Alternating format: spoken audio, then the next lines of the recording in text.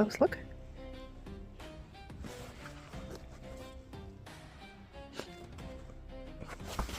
And here's the inside look of it.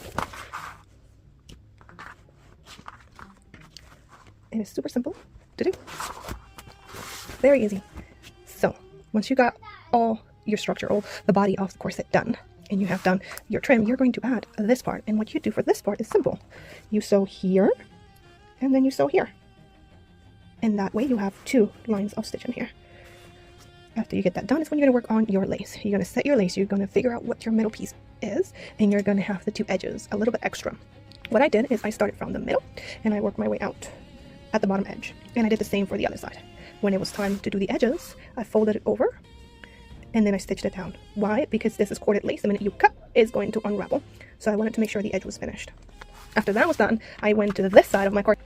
I did trim this here, like trim all the beads that were in this area for the eyelets. You don't want beads where your eyelets are. So all that area has been removed of beading.